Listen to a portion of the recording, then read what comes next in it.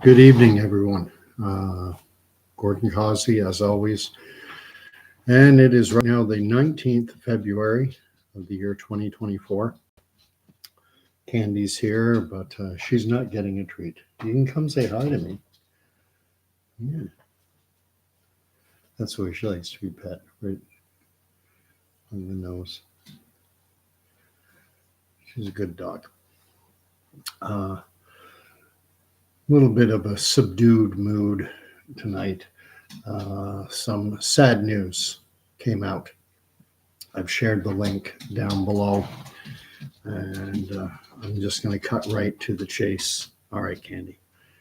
And the article I've linked is in Fortune. You can find this on Fox, on MSN, Yahoo News, Daily Wire, ABC, NBC, CBS, I'm sure are covering it too. I've seen it in Bloomberg. It's being reported widely. Here's the headline. Largest ever global study of COVID vaccines finds, quote, small but real link to neurological, blood, heart-related conditions.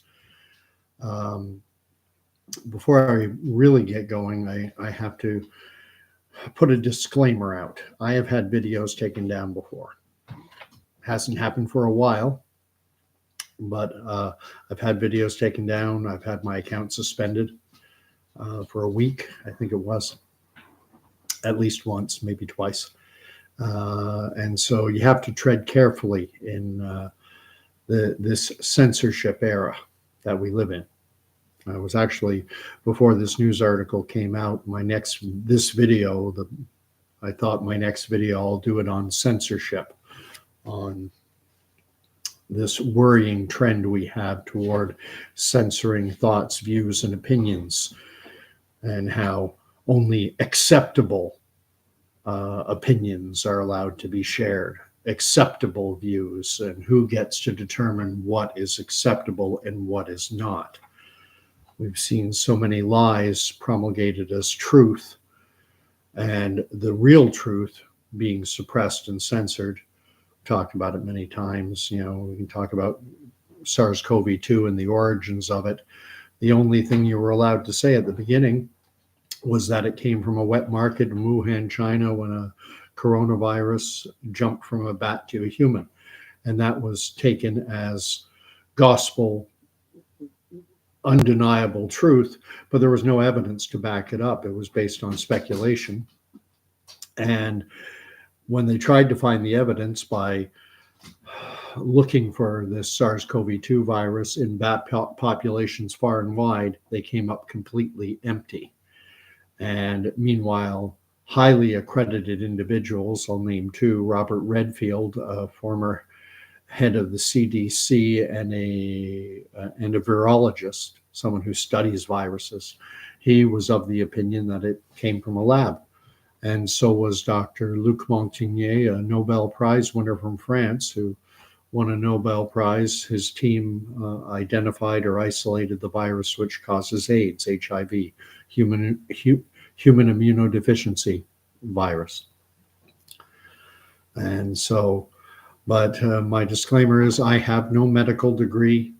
I'm not a doctor. I don't have a science background.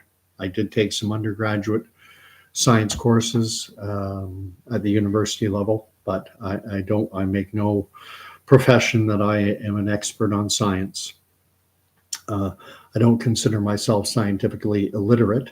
I consider myself to be a follower of science, not necessarily a follower of scientists, because human beings are flawed. Bias, greed, pride, all these elements come in to the scientific and the medical fields just as they do in any other field. And I'm digressing way too far, but when I read this article and I read the headline, largest ever global study of COVID vaccines finds, quote unquote, small but real link to neurological, blood, heart related conditions. I'm putting air quotes around the word small because small is a relative term. compared to the Atlantic Ocean, Lake Superior is a small lake. Compared to Australia, Prince Edward Island is a small island. It all depends what the comparatives are. What are small in relation to what? That is the question I have. I've done a little bit of reading. I've tried to dig up the article. It's heavy duty science, control indicators, total number of patient years. There's a lot of language in it with which I am not immediately familiar or comfortable with.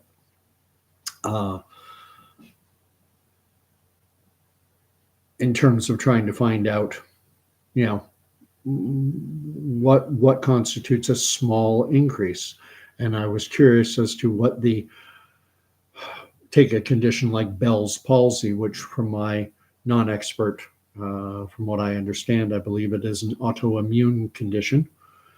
And just doing some simple Google type searches, what I ascertained is that the background rate, if you will, for Bell's palsy, which is typically characterized by facial paralysis, one side of the face going numb. Justin Bieber recently suffered from it, and a few other actors and actresses. All of a sudden, there's a number of people who have come down with it. Why, we don't know. Anyway, apparently this would be a condition that would be, prior to the COVID era, for example, you would expect to see somewhere in the neighborhood of 30 cases per 100,000 of population per year. People would develop this condition. So it's very rare. And I wasn't able to determine the numbers. Has it gone to, I don't know. Has it gone to 60? Has it gone to 80? If it goes up 30 to 40 more cases per 100,000, that's an increase. That is an increase, but it's a small increase. It depends how you look on things. If you look at real actual numbers, 30, 40 per 100,000. But if the background rate is expected to be 30 and it's at 60 or 70, then it's more than doubled. These are the types of questions I have. I'm going to suggest, strongly recommend, there's a gentleman who has a YouTube channel. He's out of England, and his name is Dr. John Campbell, and that's John Campbell, CAMP, Charlie Alpha, Mike Papa, Bravo, Echo, Lima, John Campbell. And I will let you know that he is a nurse practitioner, and he doesn't have a medical degree. He has a nursing degree. He's a nurse practitioner. I'm going to get on to, I did not take the vaccines, and boy, did I get hammered over it. Family, colleagues, strained relationships that are strained to this day, because even though that pride is something that comes into it, and I have to check myself, I don't want to be too proud. Sarah is saying that he is great, Dr. John Campbell. He got his PhD from, I guess his thesis would have been on how to deliver educational materials to nursing students online. And that's how he earned his doctorate. So his PhD, what entitles him to the title of doctor, is more or less he's a professor of nursing. And he's actually, I don't know if he's actually written textbooks, but I know he has contributed. He's a contributing author to textbooks on nursing, and he may have written actual textbooks themselves. Oh my gosh, I got 6 people watching. I wanted to share something though. I did not take the vaccine when it went in March, April, May of 2020, when they first started about how we're putting all our best shooters on the net, and we're hopeful of having a vaccine, quicker than normal. All I kept hearing was 2 years. It's going to take bare minimum 2 years for us to get a vaccine out. And so at that point, I said, okay, it's 2020 now. I've got until 2024 or 2022. I've got a couple years to decide and follow and see how things are going. And then I was absolutely gobsmacked by September, just a few months later, when all the reporting was saying that, a vaccine was almost pretty much a slam dunk. And I'm like, what? You're kidding me already? I've invested in biotech stocks before, so I was somewhat familiar. I have some familiarity with the drug development process and what goes into it, how there's preclinical trials, maybe some animal studies. And then after all that work is done, which typically takes years, after that is done, and this is with proven platforms, this is with drugs using and agents and pharmaceutical products that have proven platforms that have rendered products on the market approved for human use, and they're using the same platform. Still, they have to go through all this preclinical animal studies, all this work, and it typically takes years. And then after that, if everything goes well there, then the pharmaceutical company will design a phase 1 safety trial. And then depending on the drug or the agent or the product, phase 1 safety trials can be very small, 2 or 3 dozen people, even maybe 100.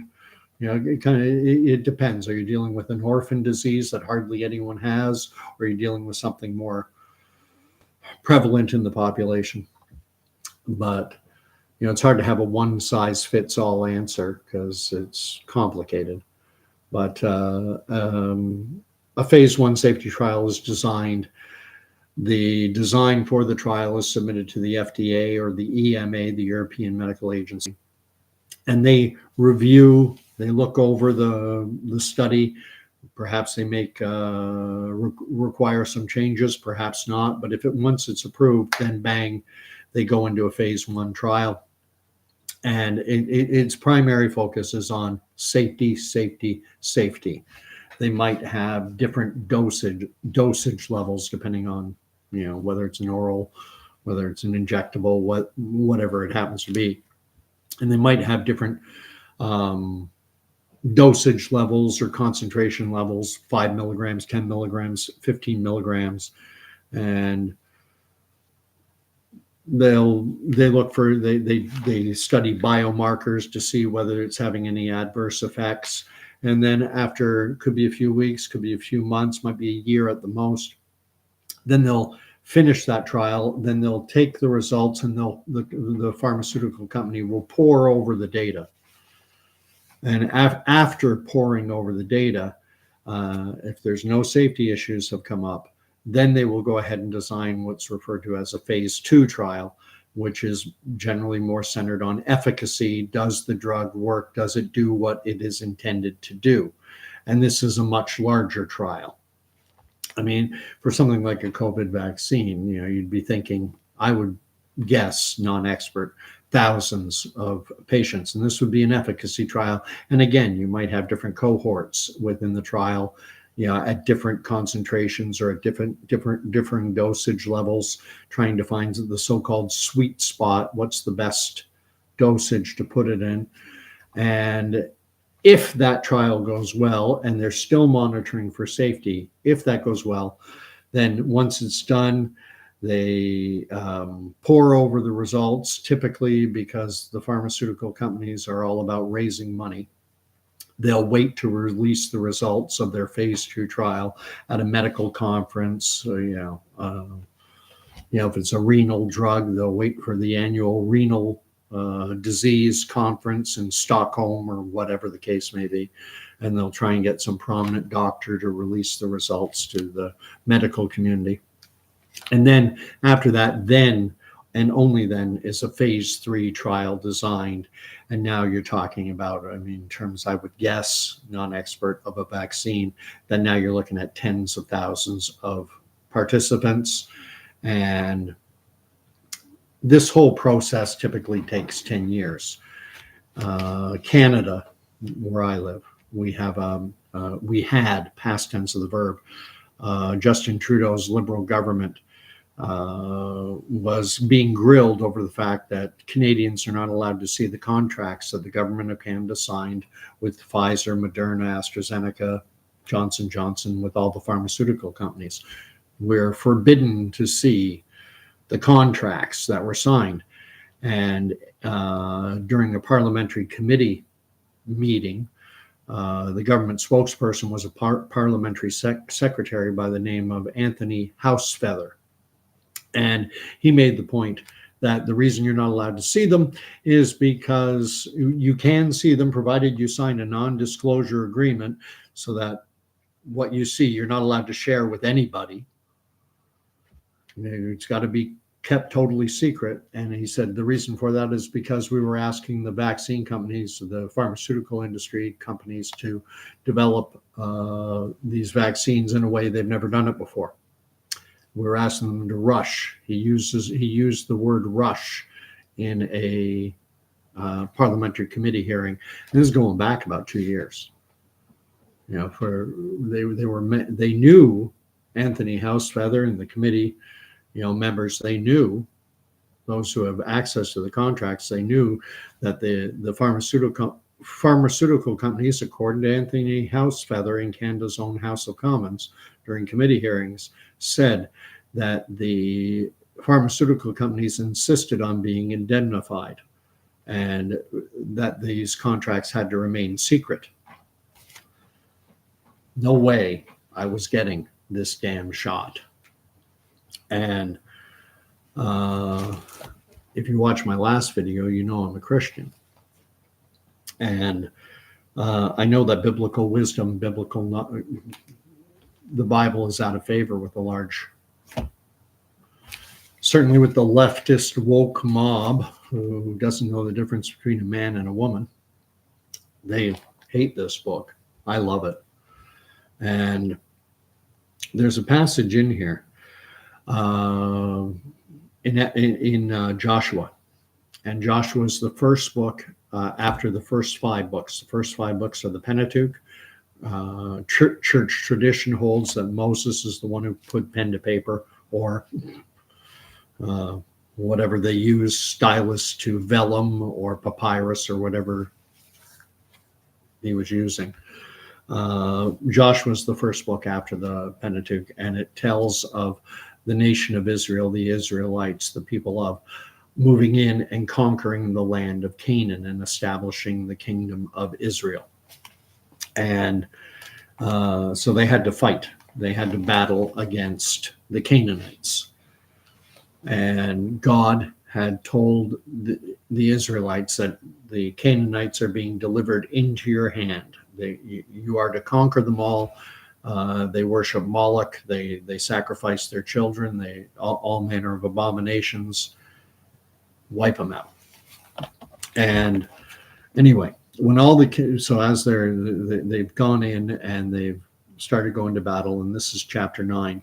When all the kings who were beyond the Jordan in the hill country and in the lowland all along the coast of the Great Sea toward Lebanon, the Hittites, the Amorites, the Canaanites, the Perizzites, the Hivites, and the Jebusites heard of this, all their conquests, heard of this, they gathered together with one accord to fight Joshua and Israel. But when the inhabitants of Gibeon heard what Joshua had done to Jericho and to Ai, they on their part acted with cunning and went and made ready provisions and took worn out sacks upon their asses and wineskins, worn out and torn and mended, with worn out patched sandals on their feet and worn out clothes. And all their provisions were dry and moldy. And they went to Joshua in the camp at Gilgal and said to him and to the men of Israel, "We have come from a far country, so now make a covenant with us." But the men of Israel said to the Hivites, "Perhaps you live among us, then how can we make a covenant with you?" They said to Joshua, "We are your servants." And Joshua said to them, "Who are you? And where do you come from?" And they said to him, "From a very far country your servants have come, because of the name of the Lord your God. For we have heard a report of him and all that he did in Egypt, and all that he did to the two kings of the Amorites who were beyond the Jordan, Sihon, the king of Heshbon, and Og, king of Bashan, who dwelt in Ashtaroth. And our elders and all our inhabitants of our country said to us, take provisions in your hand for the journey and go to meet them, and say to them, we are your servants. Come now, make a covenant with us. I'm bringing that up because I feel like what we, starting primarily in 2021, I felt like the government of Canada was saying, here, come on, make a covenant with us. So these Gibeonites, also called, I think they were referred to as Hivites. We are your servants. Come now, make a covenant with us. Here is our bread. They show them evidence. Here is our bread. It was still warm when we took it from our houses as our food for the journey on the day we set forth to come to you. But now, behold, it is dry and moldy. These wineskins were new when we filled them, and behold, they are burst. And these garments and shoes of ours are worn out from the very long journey. So the men partook of their provisions, meaning they looked over their provisions, their clothing, and all that. And here's the money verse, for lack of a better word. This is verse 14 of chapter 9. So the men of Israel, partook of their provisions, looked it over, and did not ask direction from the Lord. They didn't pray on it. They didn't take it to God. And Joshua made peace with them and made a covenant with them to let them live. And the leaders of the congregation swore to them. And then, of course, they found out that, lo and behold, they weren't from a far distant country. They were neighbors. They were right next door. Israel had been lied to. They'd been presented evidence. Worn out sandals, worn out clothing, dry and moldy food, bursting wineskins. There's irrefutable evidence that they had been on a long journey. But they hadn't been on a long journey. They'd come a short distance and had put on worn out clothing and sandals, had filled patched up wineskins to make it look like they had had a long journey. I hope you can make the connection as to that's when I prayed on it. That's what I felt. I know how, I do know how science works. It's a long, meticulous, slow process. It doesn't go at warp speed. Warp speed is science fiction. It involves bending the fabric of space and time.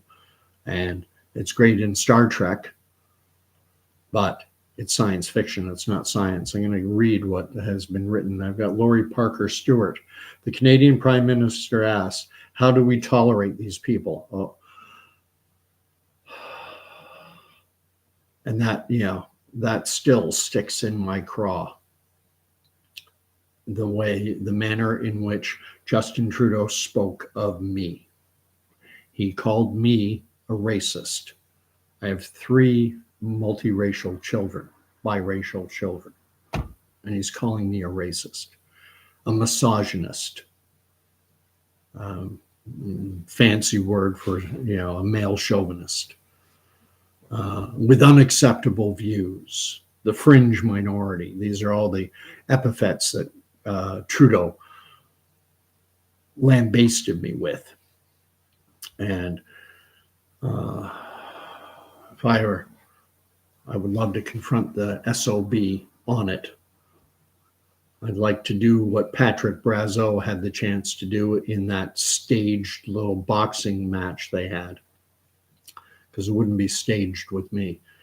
I've got Sharunian Allegiance saying, can't wait to see more Justin Trudeau uploads coming soon.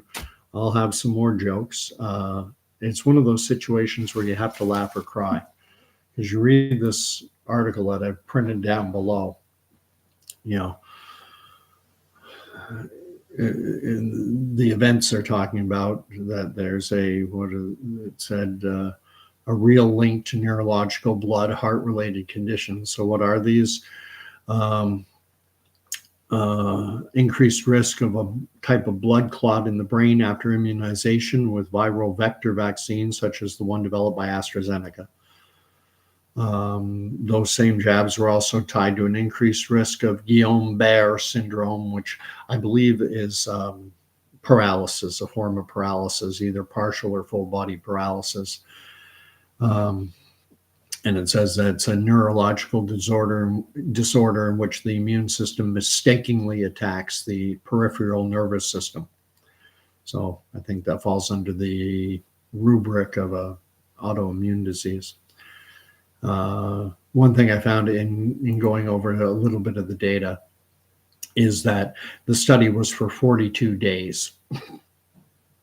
42 days.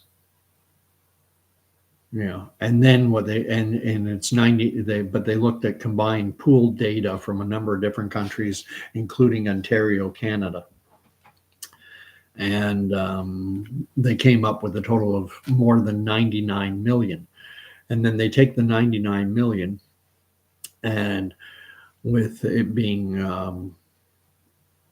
up to 42 days of follow-up post poke, and then they do the math on that to come up with how many patient years. So you take 99 million, if the average follow-up time was 40 days, you times 99 million times 40 days, you get a massive number of days. Then you divide that by 365 and you come up with patient years. And it makes it sound so wonderful and so big and so all-encompassing. It's not even 2 months long. And I've got to be careful because, I don't want to get any more strikes on my account because I'm not qualified. That gentleman, Dr. John Campbell, who I've mentioned, his channel is amazing. He is able to go, he walks right up to the line, and he can pronounce so many of the conditions and things. He can really cover it far better than I can because he's a nurse practitioner. It was so eye-opening to find out that he did some videos talking about the fact that, in Canada, we kept reading that 80% of our deaths, even Teresa Tam said this in a Washington Post article she was interviewed for, that 80% of the deaths in Canada were happening in long-term care type facilities, long-term care, hospice, nursing home type facilities, which some people refer to as heaven's waiting room, because the health profile, the patient profile in long-term care in Ontario. I looked up the statistics from the Ontario Long-Term Care Association. I think it was 86% have some form of cognitive impairment. How many of them don't even know what day of the week it is? Something like 40 or 50% were taking 10 or more prescription medications. Roughly 75% already have a diagnosed cardiovascular condition. We're talking about an incredibly sick, frail, weak population. And if someone came down with COVID, what, according to Dr. Campbell, the National Health Service in Great Britain, and I imagine it's very plausible that the same advice would have been given in Canada, that the prescription protocol as directed by National Health Services in Great Britain was for midazolam, which is a form of, I believe, is a form of morphine, and then there were 2 drugs given in combination, and I can't remember the other one. One was midazolam, which I believe is again is a form of morphine, and then another medication. And the thing is, these drugs given in combination suppress the respiratory system. So someone's having trouble breathing, and they say, "Here, take this little cocktail of 2 drugs that's going to further make it difficult for you to breathe." And I don't have a medical degree, but that's on his channel. You can look it up. And I just this whole pandemic, and if I'm going to be honest, I instead of the word pan, I changed that to the word SCAM, and I call it a psychological operation, and it's a very successful psychological operation. It worked. It worked. The vast majority of the population, certainly in Canada, fell for it. And when it came to time for the jabs, when they mandated them, it was bad enough. I'm going to bring out one other guy's name, and then I'm going to wrap this up. There's a doctor in Saskatchewan. His name is Dr. Francis Christian. He has a Substack channel, and if you can give him some love, that would be great. Go to his Substack, Francis Christian, FR. You know how to spell Francis, and Christian is just like Christian. And he was a teaching surgeon at the University of Saskatchewan. So when doctors were learning to become surgeons, he was one of their professors, one of their teachers. He would take them into the operating theater and teach them surgical techniques. And he was also the editor of a medical journal. So we're not talking about a quack here. He's risen to the, maybe not the very top of his profession, but he's certainly getting close to the summit of it. And he had the effrontery to openly question the risk-benefit analysis specifically for children. And questioning as to whether or not the risks of myocarditis, pericarditis, for example, just questioning did the benefit outweigh the risk? And he put that out as a question.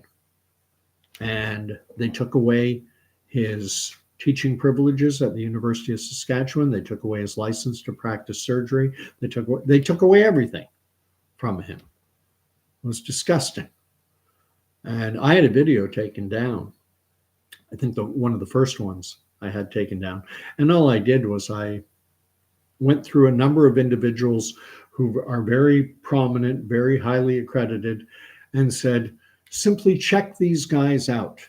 Don't listen to Joe Nobody, Gordon Causey in southeastern Ontario, no medical degree, no training, knowing.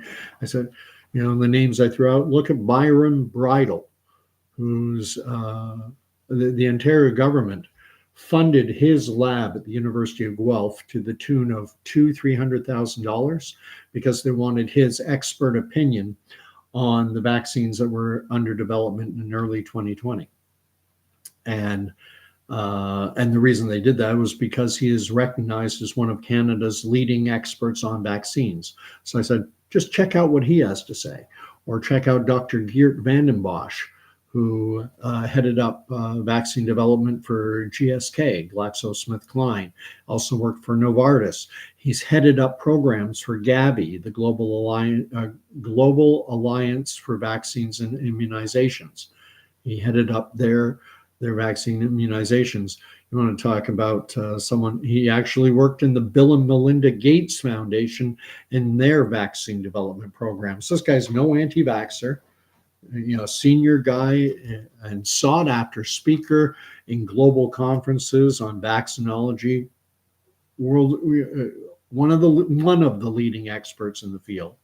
And I said, just check him out, Geert Vanden Bossche. And then Dr. Robert Malone and Dr. Michael Yeadon, former vice president at Pfizer and one of Pfizer's chief science officers, said, check these individuals out. And I didn't say anything about what they said because, again, I'm not qualified. And why get it secondhand from me? Go straight to the source. And that video was taken down. The censorship era we live in is scary. That'll probably be the next serious video I do. we'll be talking about censorship and how I find both sides, both the extreme left and the extreme right, like censorship. Both sides, both extremes like censorship. It's just a question as to what gets censored. I am something of a free speech absolutist. But anyway, I've gone on way too long.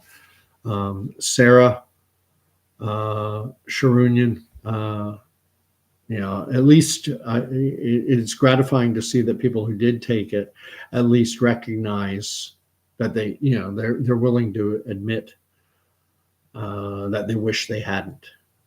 And I find for many that expression "pride cometh before a fall," they refuse to acknowledge that decision. It's rationalized.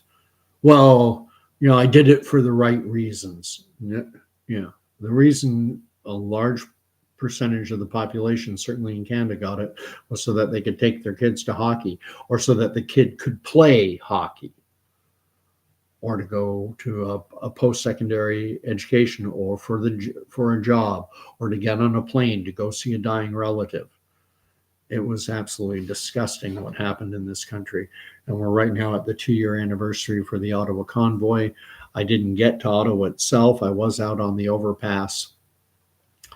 And I'll close off. I was just talking to the pastor at my church. Wonderful gentleman.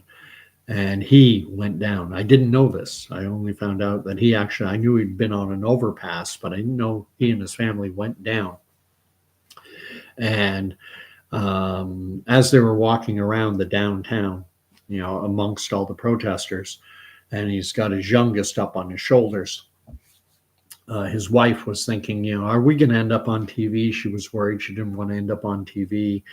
And Ryan, the pastor, he said, don't worry, they're not going to put us on TV. Why wouldn't they put us? And Ryan said, thing is, 2 of his children are adopted and are of a different race. They're not Caucasian. It's a multiracial family. So they're not going to show us.